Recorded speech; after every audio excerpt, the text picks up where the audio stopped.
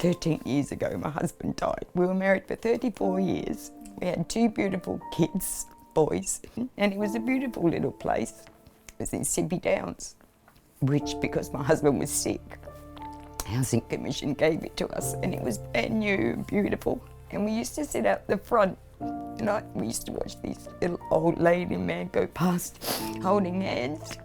And I used to say, "That'll be us, darling. We'll be together forever." And a year later, he passed away. Sort of went a bit stupid when my husband died. I was like a lost soul. That's the best way to describe it. And so for 13 years, I just travelled around everywhere and tried to make a home and go of it. Everywhere in Australia I've been. And I know that I was searching for something, hoping that I'd find my husband again. I know it was that. 18 months went by, and I thought, I can't do this anymore, because it was, very hard. And I went to see my son. I hadn't seen him for a long time. And he said, "Oh, Mum, what are you doing? You can't spend the rest of your life travelling around and just going here and there. It's not safe." So I thought to myself, I've got to try. I'm Alex. I'm a housing support worker at the Kawana Hub, which is a specialist homelessness service here on the Sunshine Coast.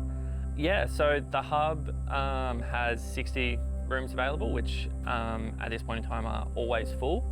We also have an outreach team which work in conjunction with communities, so like community centres and other churches. Basically, I suppose what the Kawana Hub does, it provides people who are in that kind of emergency state of sleeping rough. I meet with the people who come into the hub and need that immediate emergency accommodation space. And essentially my role is accommodating to whatever their barriers may be to attaining housing. So whether that be emotional, anything with mental health, any alcohol or drugs that they may be battling with, it's just getting that and then figuring out supports and wraparound supports to then sustain a long-term tenancy. And lo and behold, the hub contacted me. I had one interview and they took me in, and then I put my name down for Housing Commission. And anyway, then getting back to the hub when it was time to move, and then they mentioned, "We're going to take you to LifeHouse." But anyway, when we came here, it was just this beautiful house, just full of beautiful stuff that I hadn't seen for a long time. And the lady was so beautiful, and she said to me, "Have what you want." She said, "Go through everything, don't be silly, don't be afraid." And I was so overwhelmed with that kindness and generosity. LifeHouse are very, very accommodating to us. So when someone does find that, long-term housing, LifeHouse are very good in supporting us in giving the, basic necessities that someone needs to furnish and fulfill a house. So whether that be from fridges, white goods, all the way through to, lounge suites, furniture. But also in giving those vulnerable people a lot of dignity. So I know for myself and for others, it may be difficult asking for help, especially if you're quite stoic and proud.